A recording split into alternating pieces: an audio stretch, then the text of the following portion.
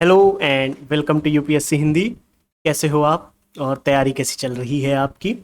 चलो, आज एक चीज़ मुझे बतानी थी आपको। मैंने जो ग्रुप में अपडेट दिया था कि आज हम लोग 2012 के जो हिस्ट्री के क्वेश्चंस हैं उनको कंप्लीट करने का प्रयास करेंगे। क्यों? क्योंकि हम लोग टॉपिक वाइज क्वेश्चंस तो कर ही रहे हैं, साथ में आज हम लोग इसलिए इसको करने वाले हैं ताकि आपका एक माइंडसेट उसी तरीके का बना रहे जिस तरीके से एग्जाम में क्वेश्चंस आ रहे हैं। तो रैंडम क्वेश्चंस रहेंगे, कुछ एंशियंट के, कुछ मिडीवियल के, कुछ मॉडर्न के, है ना। कुछ लिटरेचर से रिलेटेड क्वेश्चंस आपको मिलेंगे, कुछ आर्ट एंड कल्चर के भी क्वेश्चंस रहेंगे और शायद 25 क्वेश्चंस के अप्रॉक्स पूछे गए थे 2012 में, हमने देखे अभी।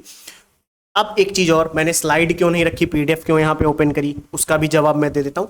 आप लोग में से बहुत लोगों के मुझे क्वेश्चंस आए, बहुत लोगों के क्वेश्चंस इतने ज्यादा आ रहे हैं कि सर पीडीएफ कैसे पढ़ें, पीडीएफ में तो आंसर भी दिखता है। तो आज मैं बता दूंगा पीडीएफ इस तरीके से करो। जिनके पास पीवाईक्यू की बुक है उसमें भी नीचे आंसर्स तो दिए ही रहते हैं, तो उनको हाइड करते हुए पढ़ना शुरू करो। ठीक है, प्रैक्टिस उस तरीके से करने का प्रयास करो। तो आज हम लोग सीधे डायरेक्ट क्वेश्चंस पेपर से हम लोग करेंगे। ठीक है, ये क्वेश्चंस पेपर ही, इसमें क्वेश्चंस ऑर्डर में लगा दिए गए हैं। ठीक है, केवल 2012 के ऑर्डर में ये लगे हुए क्वेश्चंस हैं। तो हिस्ट्री के हम लोग आज सॉल्व करने का प्रयास करेंगे।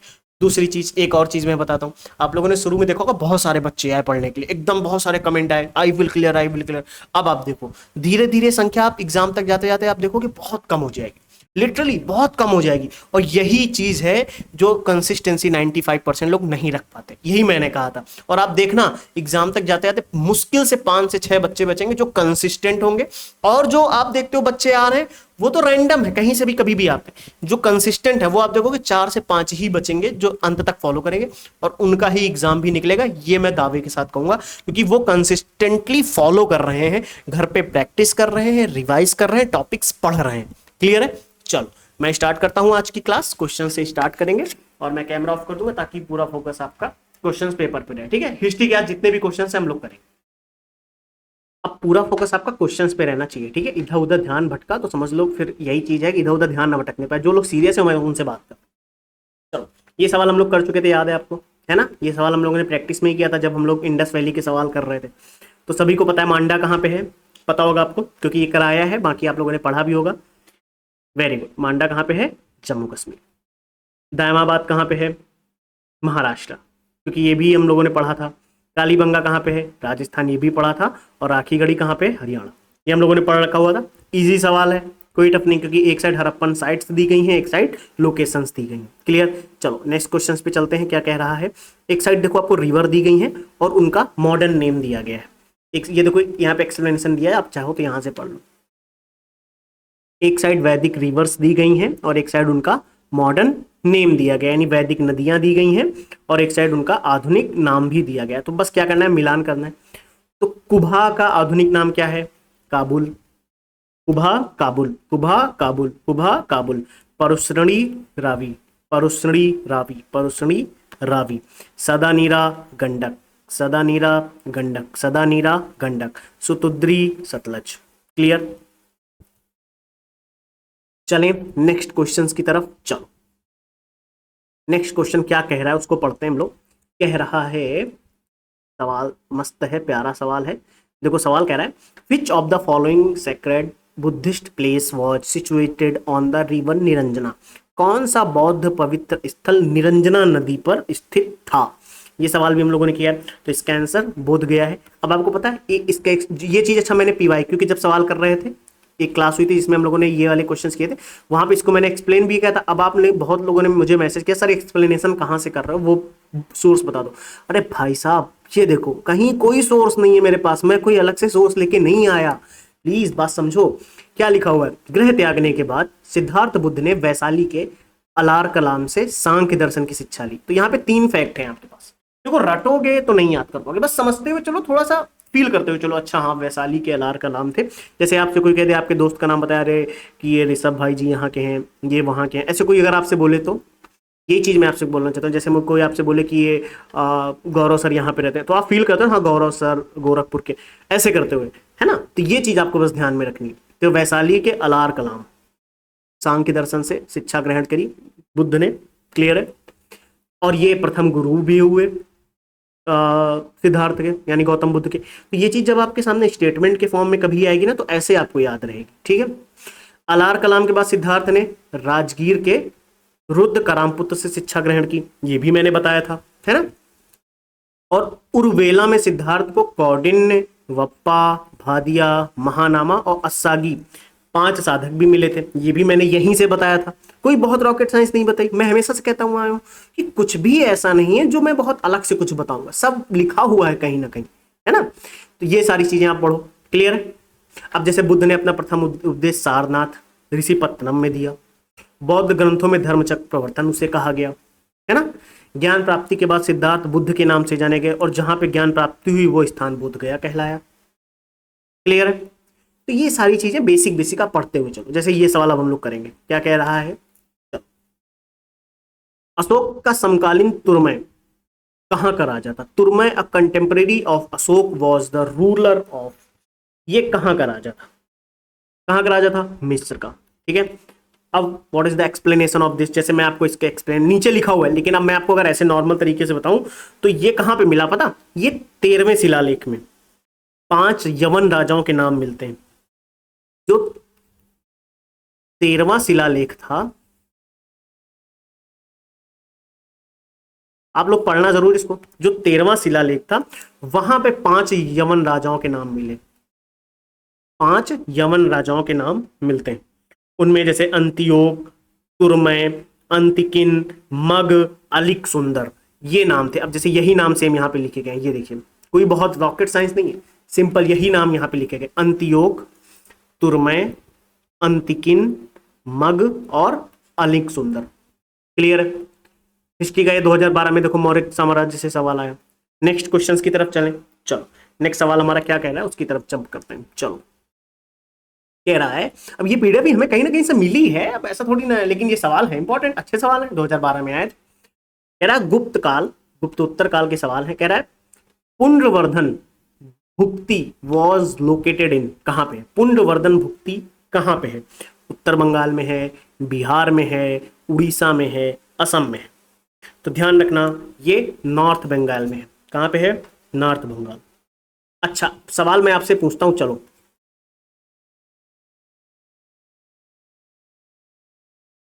जो पुंड्रवर्धन है इसका उल्लेख किस काल के अभिलेखों में किया गया है, बताओ, कॉमन सेंस से बता पाओगे। गुप्त काल की हम यहां पे बात कर रहे हैं ना, चुपचाप शांति से बताओ गुप्त काल ही, क्लियर, क्लियर है। अब जैसे इसका एक्सप्लेनेशन कोई पढ़ना चाहता हो, देखो सारी चीज लिखी हुई है यहाँ पे, इजी इजी एक्सप्लेनेशन है, कोई बहुत टफ नहीं। पुंड्रवर्धन का उल्लेख गुप्तकालीन अभिलेखों में हुआ है। इन अभिलेखों से हमें क्या ज्ञात हुआ, बहुत सिंपल, कि गुप्त साम्राज्य में पुंड्रवर्धन नाम की एक भुक्ति थी जो पुंड देश के अंतर्गत आती थी। अब उस समय के ताम्रपट्ट जो थे उनसे ज्ञात हुआ कि उत्तरी बंगाल या पुंड देश पुंड्रवर्धन भुक्ति में सम्मिलित था, सेम वही चीज है ना। और ईयर बस आप देख लो, 443 ईस्वी से 543 ईस्वी तक ये गुप्त साम्राज्य का अंग भी था। यहाँ के शासक कौन थे, उपरी महाराज की उपाधि धारण करते थे, इन्हें गुप्त नरेश नियुक्त करते थे। अब देखो ये सारी चीजें एग्जाम में किस तरीके से ऐसे ही पूछता है, कोई बहुत ज्यादा घुमा के तो पूछेगा नहीं वो, ना कुछ अलग से लाइन लिख के दे देगा, है ना। बस चलो नेक्स्ट सवाल है हमारा, नेक्स्ट सवाल एक साइड देखो आपको दिए गए हैं, which of the following pairs is not correctly matched.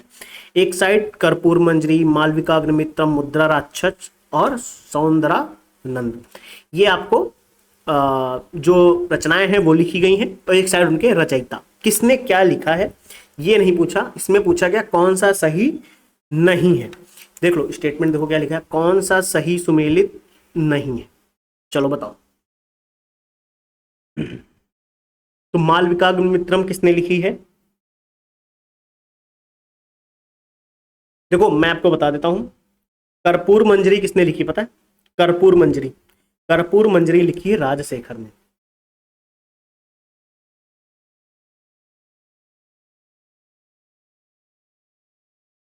यानी यही हमारा पहला ऑप्शन ही सही सुमेलित नहीं।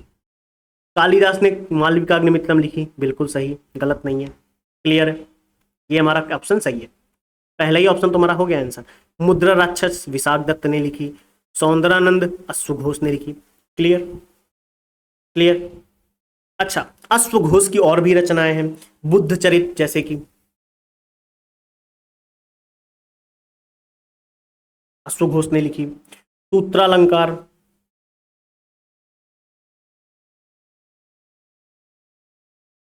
अश्वघोष ने लिखी, और सौंदरानंद तो लिखी ही लिखी है। क्लियर है?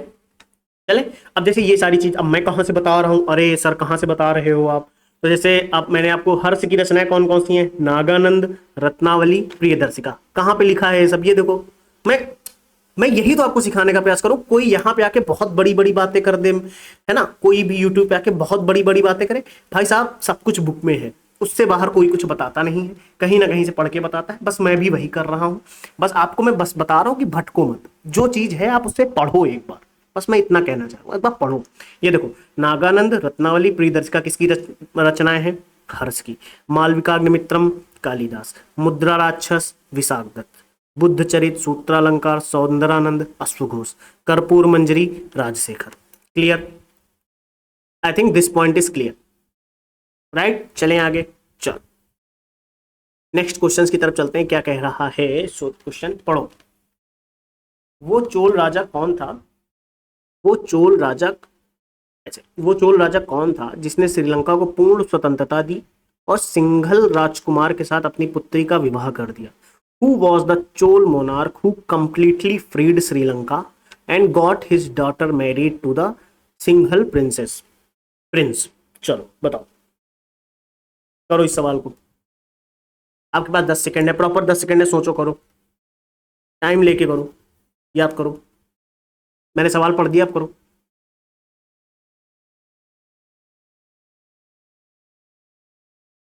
पता है इसका आंसर था कुलोत्तुंग फर्स्ट, इसका आंसर है कुलोत्तुंग फर्स्ट। अब मैं सीधे आपको एक्सप्लेनेशन पे लेके चलता हूं, ठीक है? अगली कल से ऐसे नहीं करेंगे, कल से हम लोग डायरेक्ट पढ़ेंगे, जैसे अभी तक करते हुए आ रहे हैं वैसे ही करेंगे। आज मैं आपको सिर्फ दिखाना चाह रहा हूँ क्योंकि आज यहाँ पे हम लोग 2012 के पीवाईक्यू कर रहे हैं एक तो इसलिए सारे पीवाईक्यू हमको एक ही जगह पे मिल रहे थे, तो इस वजह से मैंने यहीं से पीडीएफ से कर रहे हैं, ठीक है? चलो क्या लिख रहा है देखो, ध्यान से पढ़ो। चलो, कह रहा है पूर्वी चालुक्य वंशी राजेंद्र द्वितीय कुलोत्तुंग प्रथम के नाम से चोल साम्राज्य का सम्राट बना। वो चोल शासक राजेंद्र प्रथम का प्रपौत्र था। प्रथम के ही कुलोत्तुंग प्रथम के साथ ही चोल चालुक्य वंश की शुरुआत हुई, विच इज इंपॉर्टेंट। अब ये स्टेटमेंट अपने आप में इंपॉर्टेंट है। चोल चालुक्य वंश की शुरुआत किसके साथ हुई है, ठीक है? और उनका शासनकाल शांति का काल था, ठीक है? क्लियर? यही चीजें आपको ऐसे पढ़नी है, ठीक है? बाकी क्वेश्चंस के अकॉर्डिंग मैं आपको समझाते हुए चल रहा हूँ, आराम से करते हुए चलो। चलो देखो, दिल्ली सल्तनत का, अब देखो यही चीज है, कुलोत्तुंग के समय श्रीलंका के राजा विजय बाहु ने अपनी स्वतंत्रता घोषित की। उसने श्रीलंका में चोल प्रभाव की समाप्ति के प्रति किसी कटुता का प्रदर्शन नहीं किया। अपनी पुत्री का विवाह श्रीलंका के राजकुमार वीर पेरुमाल के साथ कर दिया, ठीक है? यही सवाल है यहाँ पे, है ना, सिंघल राजकुमार के साथ। तो वही सारी चीजें आप यहाँ पे पढ़ो। चलो नेक्स्ट सवाल पे चलते हैं हम लोग, क्या कह रहा है नेक्स्ट सवाल, question, on whose coins the name of the last caliph of Baghdad appeared for the first time? सवाल कह रहा है किसके सिक्कों पर बगदाद के अंतिम खलीफा का नाम सर्वप्रथम अंकित हुआ? किसके सिक्कों पर बगदाद के अंतिम खलीफा का नाम सर्वप्रथम अंकित हुआ? कुतुबुद्दीन ऐबक, इल्तुतमिश, अलाउद्दीन खिलजी या अलाउद्दीन मसूद शाह? चलो बताओ। तो अलाउद्दीन मसूद शाह, इनके सिक्कों पर सर्वप्रथम बगदाद के अंतिम खलीफा का नाम अंकित किया गया। और दिल्ली सल्तनत में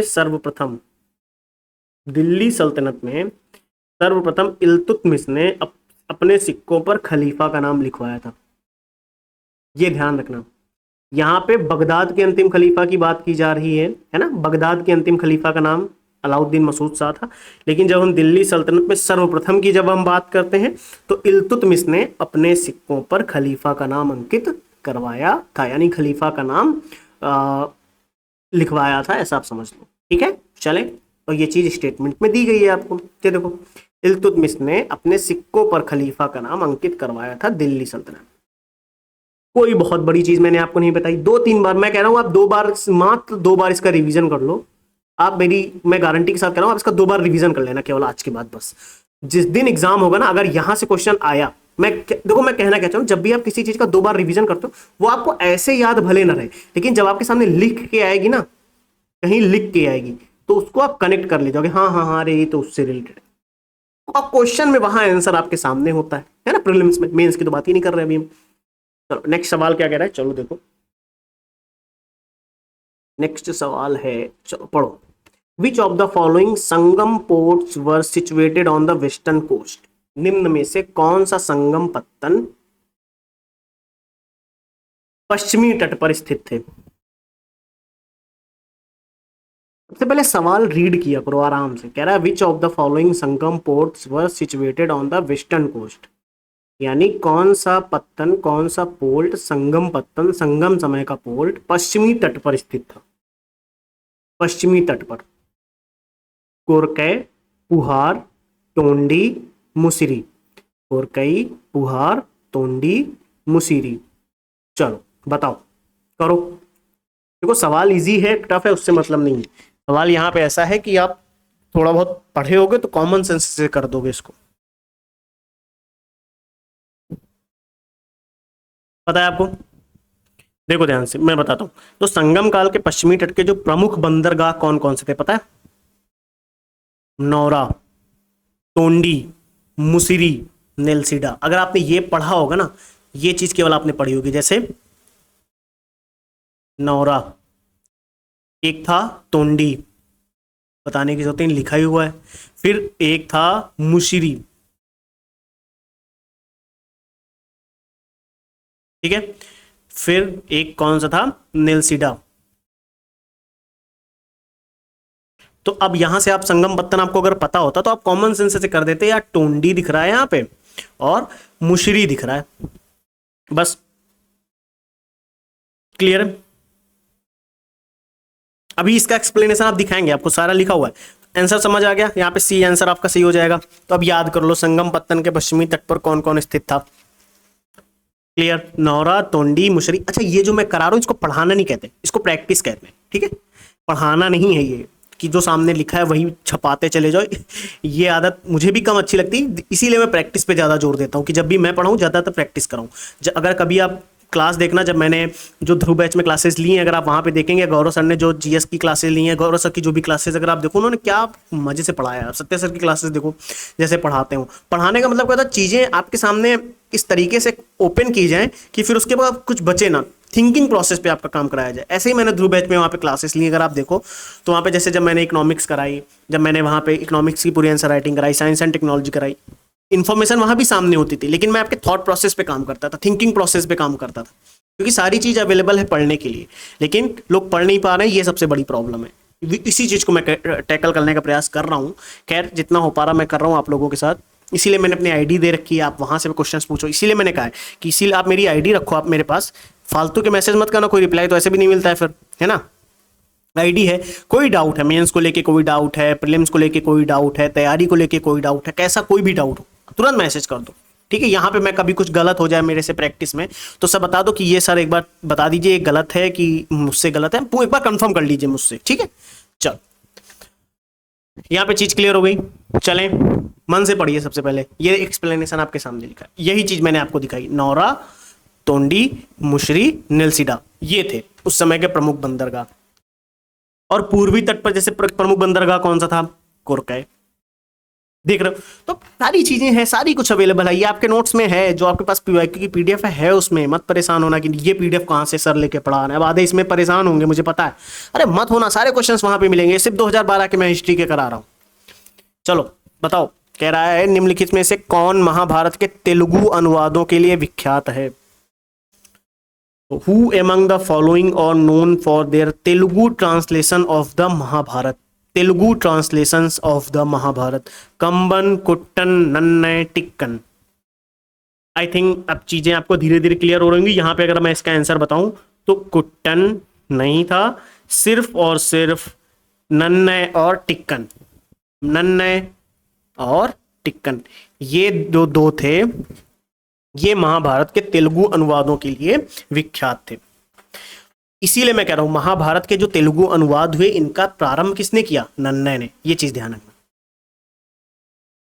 तेलुगु अनुवाद का प्रारंभ किसने किया, नन्ने। क्लियर। और जिसे 13वीं शताब्दी में और 14वीं शताब्दी में ये रन, ठीक है, यानी 13वीं शताब्दी में किसने, टिक्कन, और 14वीं शताब्दी में किसने, ये रनन, इन्होंने पूरा किया। ये तीनों नन्ने, टिक्कन और ये रन इनको कवित्रय के नाम से प्रसिद्ध थे। ये तीनों किसके नाम से प्रसिद्ध थे, कवित्रय। क्लियर। अब मैंने एक बार आपको पढ़ा दिया, अब दोबारा आप यहाँ पे देख लो, कुछ अलग नहीं पता है, मैंने सब कुछ अवेलेबल है आपके सामने। महाभारत का तेलुगु अनुवाद किसने किया, नन्ने ने प्रारंभ किया। 13वीं शताब्दी में किसने, टिक्कन ने। 14वीं शताब्दी में किसने, ये रन ने। और ये तीनों विद्वान किसके नाम से जाने गए, कवित्रय के नाम से। क्लियर। आगे चलें। चलो फिर मुगल साम्राज्य का एक सवाल है आपके पास, चलो करो इसको। कह रहा है, सवाल पढ़िए, who was the renowned Jain Acharya who was greatly honoured by Akbar. वह प्रसिद्ध जैन आचार्य कौन था जिनको अकबर ने बहुत सम्मानित किया। तो ध्यान रखना, हरिविजय सूरी की हम यहां पे बात कर रहे हैं। तो अकबर था ना, हिंदू धर्म से बहुत ज्यादा प्रभावित था, बहुत ज्यादा। ठीक है। तो वल्लभाचार्य के एक पुत्र थे,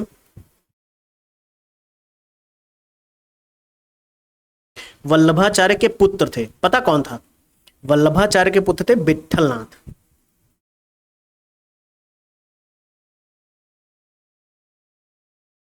इनको गोकुल और जैतपुरा की जागीर दी थी इन्हीं को। कहां कहां की, गोकुल की, और ये स्टेटमेंट में पूछा जा सकता है आपसे, समझ आया। तो जैतपुरा की जागीर दी थी अकबर ने। अब जैसे अकबर ने जैन धर्म के एक आचार्य थे हरविजय सूर्य, इनको जगत गुरु, इन्हीं को अकबर ने क्या कहा, जगत गुरु भी कहा। और एक थे जिन चंद्र सूरी, उनको युग प्रधान कहा। एक थे जैन के ही थे वो, उनका नाम था जिन चंद्र सूरी। अकबर ने इनको क्या कहा, अकबर ने इनको कहा युग प्रधान। अकबर ने इनको युग प्रधान की उपाधि दी, युग प्रधान की उपाधि दी। यहां से चीज क्लियर हुई आपको, है ना। अब अकबर के पास देखो, पारसी धर्म के पुरोहित दस्तूर मेहरर, तो अब देखो कुल मिला के आप इतना समझो, जैसे जी राणा को उन्होंने 200 बीघा जमीन दिया। ये सारी चीजें आपके नोट्स में अवेलेबल है, यही चीज मैं आपको भी सुना रहा हूं, कोई बहुत रॉकेट साइंस नहीं, लेकिन जो इंपॉर्टेंट है मैं इसे लिख देता हूं, जैसे ये आप याद रखना, विच इज इंपॉर्टेंट। ठीक है, जैसे ये इंपॉर्टेंट है, वल्लभाचार्य के पुत्र कौन थे ये भी ध्यान रखना, और उनको अकबर ने कहा कि गोकुल और जैतपुरा की जागीर दी। हरविजय सूर्य को उन्होंने क्या कहा, जगत गुरु का, विच इज इंपॉर्टेंट। और ये चीज आपके नोट्स में यहाँ पे लिखी गई है, मैंने कुछ रॉकेट साइंस नहीं बताई, बस लिखी थी, आपको रिवीजन के लिए मैंने 2 बार करा दिया। ये देखो, वल्लभाचार्य के पुत्र विट्ठलनाथ को गोकुल एवं जैतपुरा की जागीर दी। याद रहेगा, एग्जाम में आपके सामने ऑप्शन में आएगा, याद रहेगा, वेरी गुड। जैन धर्म के आचार्य कौन थे, हरविजय सूर्य, उनको क्या कहा, जगत गुरु। जिन चंद्र सूर्य को क्या कहा, युग प्रधान। देखो, दस्तूर मेहरजी राणा को जीवन निर्वाह के लिए 200 बीघा की जमीन दी। तो ये सारी चीजें, अब जैसे 200 बीघा वाला चलो एक बार आप पॉइंट मत याद करो, लेकिन जो इंपॉर्टेंट मैंने हाईलाइट किए उनको तो पढ़ लीजिए आप। क्लियर है। प्लीज रिवीजन करिएगा, प्लीज रिवीजन करिएगा, बात मानिए, revision is the most important. ठीक है, चलो नेक्स्ट सवाल पे चलते हैं। ये सारे सवाल, अच्छा हेलो सुनो, जिनको कंफ्यूजन हो रहा है भाई साहब, घटना चक्र में सारे सवाल आपको मिल जाएंगे, डोंट वरी, यस मिलेंगे।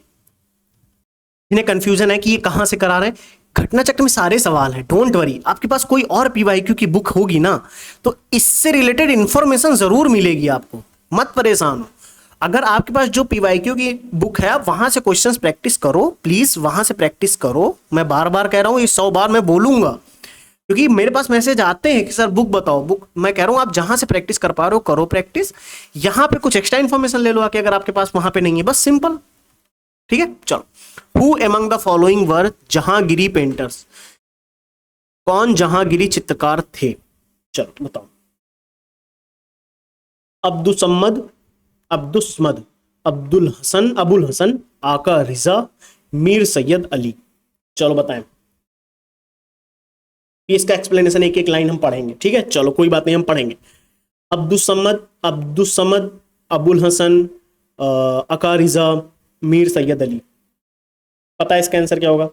इसका आंसर है, इसका आंसर है अबुल हसन और आका रिजा। अबुल हसन और आका रिजा, यानी इसका बी ऑप्शन हमारा करेक्ट होगा इस अकॉर्डिंग, क्योंकि यहाँ पे आप देखो अगर ध्यान से तो ऊटपटांग सब छपा हुआ है, कहीं से मैंने पीडीएफ डाउनलोड करी थी, जहां से मैंने लिए वहां सब लिखा हुआ था, साफ सुथरी पीडीएफ भी नहीं देते। ठीक है, तो इसका बी ऑप्शन सही, तो यहाँ पे दिख भी रहा है। ठीक है, तो ये सही है। चलो कोई बात नहीं, चलें इसका पढ़ लो, चलो जिनको चाहिए पढ़ो पूरा। चलो चलो पढ़ते हैं, कोई दिक्कत नहीं, पढ़ते हैं, समय है अभी अपने पास, पढ़ो चलो। जहांगीर का काल मुगल चित्रकला के चरमोत्कर्ष का काल था, यानी बहुत ठीक है। जहांगीर ने हेरात के प्रसिद्ध चित्रकार अकारिजा के नेतृत्व में, अकारिजा कहाँ का था? हेरात का। ठीक है, अकारिजा कहाँ का था? हेरात का। अब अकारिजा, जहांगीर ने आगरा में एक चित्रणशाला की स्थापना की। ठीक है, क्लियर है। अब जहांगीर के काल में ही हस्तलिखित ग्रंथों की, जो हस्तलिखित ग्रंथ थे उनमें जो विषय वस्तु थी, जो उन ग्रंथों में जो चीजें लिखी गई थी, विषय वस्तु मतलब जो चीज लिखी गई है। ठीक है, जहांगीर के ही काल में जो हस्तलिखित ग्रंथ थे, यानी जो ग्रंथ हाथों से लिखे गए थे, उनकी जो विषय वस्तु थी, उस विषय वस्तु को चित्रकारी के लिए प्रयोग की पद्धति को समाप्त करके, यानी उनको चित्रकारी के लिए प्रयोग करना, उसके स्थान पर छवि चित्र, प्राकृतिक दृश्यों एवं व्यक्तियों के जीवन से संबंधित चित्रकला की, यानी चित्रण की परंपरा शुरू करी। तो ये स्टेटमेंट के फॉर्म में आपसे पूछ सकता है। क्लियर। प्रमुख चित्रकार कौन कौन से थे जहांगीर के काल में, which is very important? Farrukh Beg, Bishandas, wait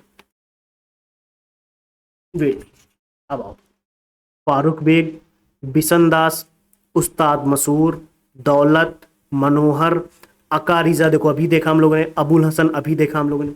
ठीक है, ये इंपॉर्टेंट है आपके लिए, 5 स्टार बना लो, मैं तो कहता हूं 2-3 बार पढ़ लेना इसको। क्लियर है, स्क्रीनशॉट ले सकते हो आप लोग, जिनके पास नहीं है स्क्रीनशॉट ले लो। फारूक बेग जो अकबर के समय मुगल चित्रणशाला में प्रवेश किया था, किसके समय में आया? मुगल चित्रणशाला में अकबर के समय आया वो। जहांगीर के समय उसने बीजापुर के सुल्तान आदिल शाह का चित्र बनाया था। अब्दुस समद एवं मीर सैयद अली हुमायूं कालीन चित्रकार थे। क्लियर। अब देखो यहाँ पे बहुत इंफॉर्मेशन होती है। ठीक, आप लोगों की जो बुक होगी घटना चक्र की, उसमें बहुत इन्फो होगी, है ना, लेकिन आप लोगों की जो इंपॉर्टेंट है उसको पढ़ो। चलो नेक्स्ट क्वेश्चन पे चलते हैं हम लोग। क्या कह रहा है? At the time of Aurangzeb death the Maratha leadership was in hands of. Easy सवाल है ये। औरंगजेब की मृत्यु के समय मराठा नेतृत्व किसके हाथ में था? तो आई थिंक सबको पता होगा, ताराबाई के हाथों में था ये, है ना। तो इसका एक्सप्लेनेशन क्या है? राजाराम की मृत्यु के बाद उसकी विधवा पत्नी ताराबाई अपने 4 वर्षीय पुत्र शिवाजी द्वितीय को गद्दी पर बैठाया और मुगलों से स्वतंत्रता संघर्ष जारी रखा। क्लियर है। चलो नेक्स्ट क्वेश्चन क्या कह रहा है, चलिए करते हैं। Which of the following was the emperor of India when British East India Company was formed in London. London में British East India Company, British India Company के गठन के समय भारत का बादशाह कौन था? आई थिंक 95% लोग इस सवाल को कर ले जाएंगे, अकबर, है ना। यानी ब्रिटिश ईस्ट इंडिया कंपनी के गठन के समय, जब लंदन में ब्रिटिश ईस्ट इंडिया कंपनी का गठन हो रहा था, उस समय भारत में अकबर ही बादशाह था। क्लियर। चलें नेक्स्ट सवाल पे। चलो we are jumping direct next question.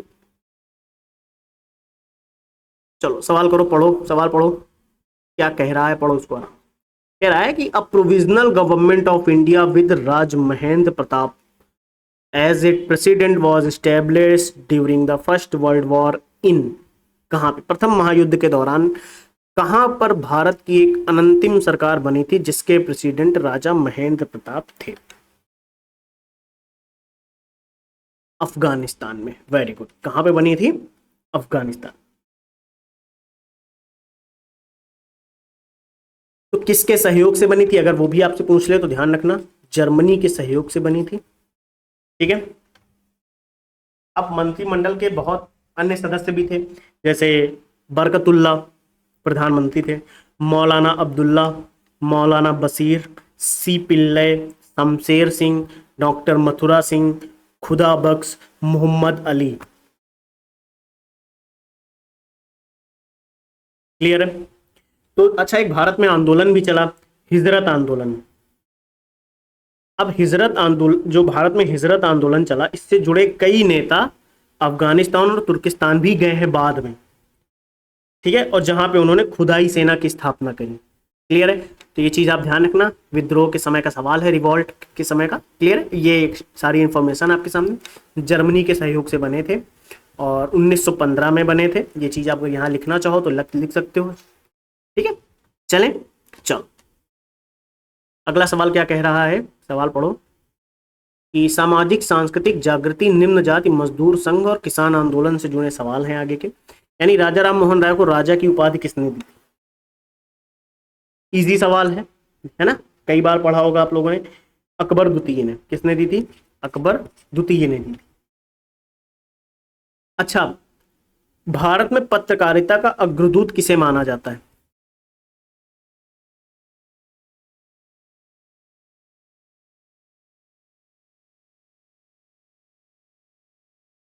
पत्रकारिता का अग्रदूत किसे माना जाता है? तो ध्यान रखना, किसको? राजा राम मोहन राय। क्लियर? तो राजा की उपाधि कब दी गई? 1830 में। कब दी गई थी? 1830 में। क्लियर? चलें नेक्स्ट क्वेश्चंस की तरफ। चलो, हमारा नेक्स्ट सवाल क्या कह रहा है?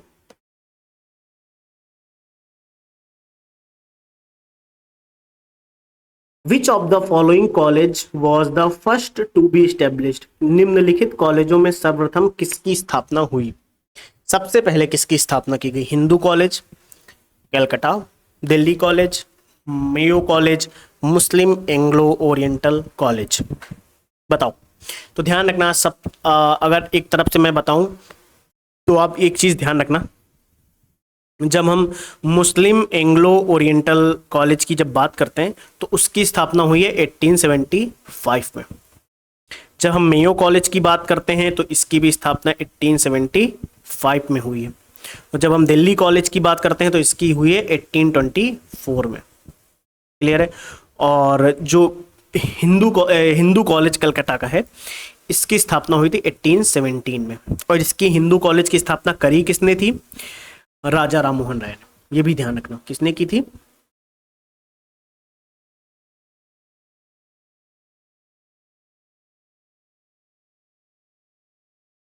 राजा राम मोहन राय ने की थी। और किसके साथ मिलकर की थी? तो अगर ये सवाल आ जाए तो ये भी ध्यान रखना, डेविड हेयर के साथ की थी। ठीक है, क्लियर? आंसर पता लग गया कौन सा पहला है, मतलब कौन सा सही है? पहला। ठीक है, चले नेक्स्ट क्वेश्चंस की तरफ जंप करते हैं। चलो पढ़ो। यही एक्सप्लेनेशन मैंने ऊपर समझा दिया आपको इजी तरीके से। ठीक है, चलो। Sarda act fixed the minimum age of marriage of the girls and boys respectively. Sarda अधिनियम के अंतर्गत लड़कियों एवं लड़कों के विवाह की न्यूनतम आयु क्रमशः कितनी निर्धारित की गई थी? चलो बताओ, शारदा एक्ट के तहत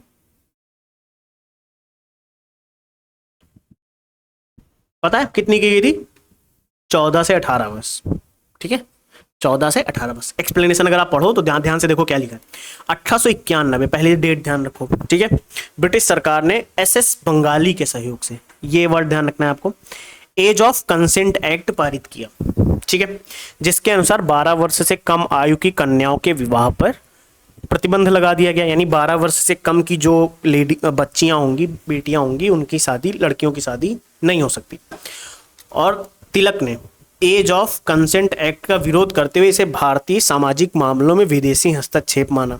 उन्होंने कहा कि ये भारत के सामाजिक मामले हैं, इन पे आप हस्तक्षेप ना करें। ठीक है, उन्होंने ऐसा कहा। तो जैसे अगर आपसे स्टेटमेंट में इस तरीके के सवाल आ जाए कि इन्होंने विरोध किया, ये भी ध्यान रखना आप लोग। तो जो 1891 में आया था, 12 वर्ष से कम आयु का था। क्लियर है? फिर 1930 में, ध्यान रखना कुछ चीज़ें आपको यहाँ पे, कि 1930 में एज ऑफ कंसेंट एक्ट 1891 को संशोधित किया गया और उसका नाम क्या कर दिया गया? शारदा एक्ट। क्या नाम दिया गया? शारदा एक्ट। क्लियर? भाई साहब मैं समझा रहा हूँ, इसमें समझाने वाली कोई चीज़ है नहीं, बहुत इजी तरीके से लिखा हुआ है, पढ़ो। 1891 में एसएस बंगाली ने एज ऑफ एक्ट कंसेंट पारित किया, ब्रिटिश सरकार ने एसएस बंगाली के साथ। क्या एज रखी गई लड़कियों की शादी के लिए? 12 वर्ष से कम नहीं कर सकते आप विवाह। ठीक है, फिर तिलक ने इसे क्या कहा? भारतीय समाज के मामलों में विदेशी हस्तक्षेप माना, विरोध हुआ इसका। फिर 1930 में ये सुधार हुआ, इसमें संशोधित किया गया। संशोधित करके क्या नाम रखा गया? शारदा एक्ट नाम रखा गया। ठीक है, तो और एज कितनी कर दी? आयु को 14 वर्ष और लड़की और 18 वर्ष लड़के के लिए निर्धारित किया गया। Clear? I think this point is clear now. चलें आगे, चलो नेक्स्ट क्वेश्चन की तरफ चलते हैं। क्या कह रहा है नेक्स्ट क्वेश्चन? क्या कह रहा है? चलो इंपॉर्टेंट सवाल, गुड सवाल। चलो मैच द कॉलम है, एक साइड न्यूज़पेपर दिए गए हैं, एक साइड उनकी लैंग्वेज दी गई है। बढ़िया सवाल है, करो।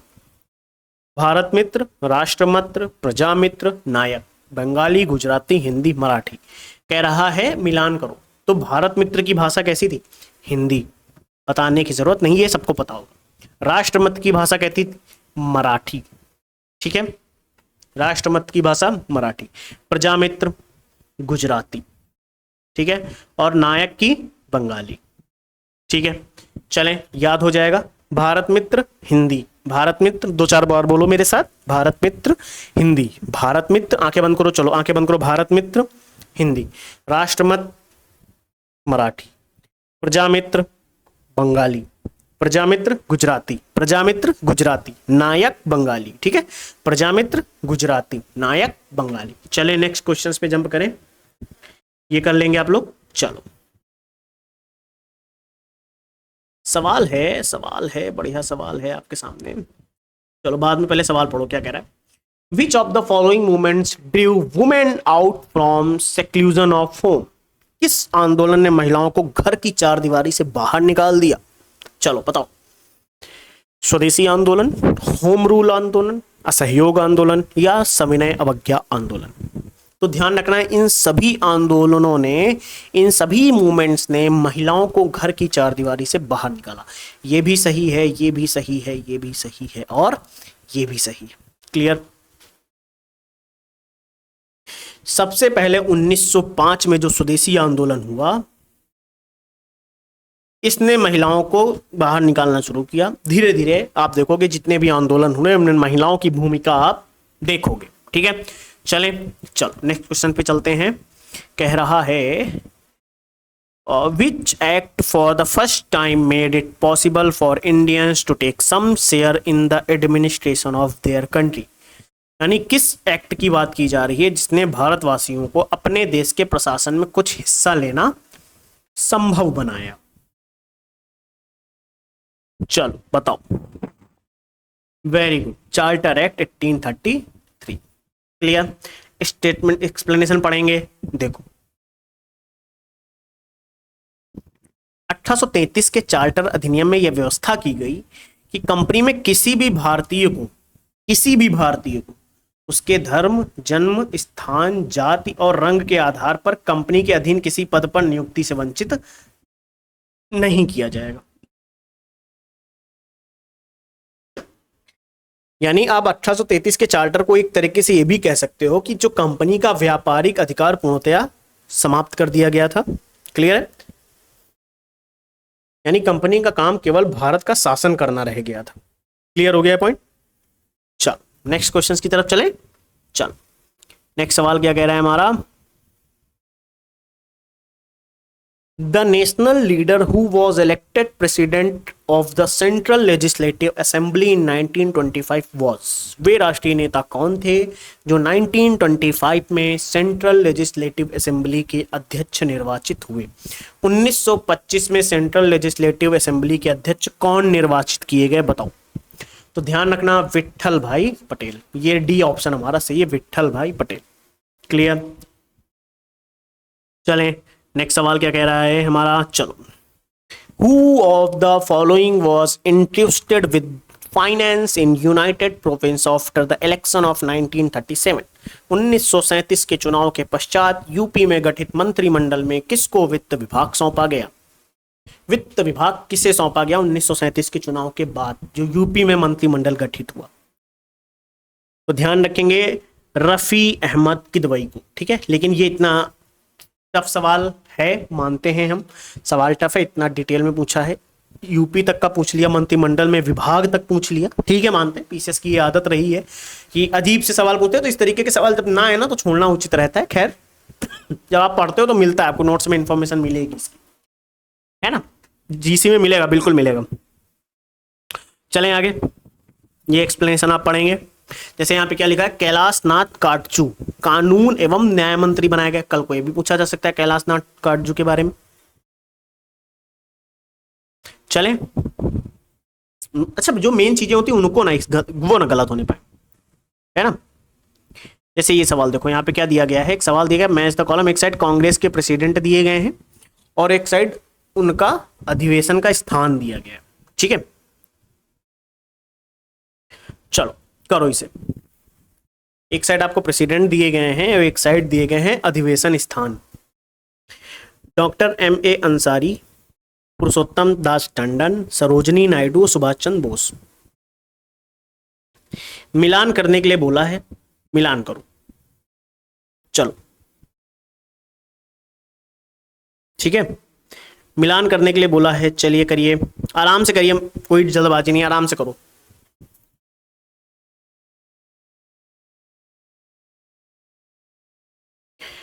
तो आपको पता है डॉक्टर M.A. अंसारी ये मद्रास, ठीक है, ध्यान रखेंगे। पुरुषोत्तम दास टंडन नासिक, पुरुषोत्तम दास टंडन नासिक, ये दिया हुआ है आपके सामने पूरा, पुरुषोत्तम दास टंडन नासिक। सरोजनी नायडू कानपुर और सुभाष चंद्र बोस हरिपुरा। क्लियर,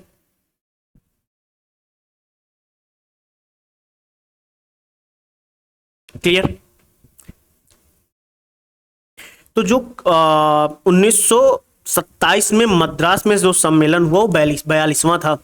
जो मद्रास में हुआ है वो एक तो 42वां था, ये चीज आप ध्यान रखो। सबसे पहले कब हुआ है, 1927 में हुआ है, इसकी अध्यक्षता M.A. अंसारी ने की। और सुनो, जो कानपुर में हुआ है ये हुआ है 40वां, ठीक है, कानपुर में 40वां जो हुआ है 1925 में। अध्यक्षता किसने करी, सरोजनी नायडू ने। हरिपुरा में कब हुआ है, 1938 में हुआ है, 51वां था, ठीक है। अध्यक्षता किसने करी, सुभाष चंद्र बोस ने। और नासिक में कब हुआ है, 1950 में, ठीक है। कौन सा था ये, 56वां था, ये भी ध्यान रखेंगे। और अध्यक्षता किसने करी, पुरुषोत्तम दास टंडन, ठीक है। क्लियर। आई थिंक मैंने जितने भी सवाल थे, अब शायद हम लोग भूगोल पे आ जाएंगे सीधे। तो हम लोगों ने 2012 में हिस्ट्री में जितने भी सवाल आए थे हम लोगों ने वो सारे सवाल किए हैं, प्रैक्टिस करी है, याद भी करने का प्रयास किया है और आराम से सॉल्व करने का प्रयास किया, ठीक है। चलें, अब ध्यान से मेरी बात सुनना, कल से हम लोग टॉपिक वाइज फिर से चलेंगे और कल से टॉपिक वाइज फिर से कवर करेंगे जैसे करते हुए आ रहे थे, ठीक है। फिलहाल के इस क्लास में इतना ही। जिन्होंने इस क्लास अच्छे से पढ़ी है, समझा है, बस कुछ नहीं, जाते जाते बस इतना लिख के जाओ, आई विल क्लियर। और आप घर पे मेहनत करते रहना, बस भाई मेहनत बंद करना, ठीक है। चलें, क्लास एंड करें यहाँ पे। चलो, thank you, take care, bye bye.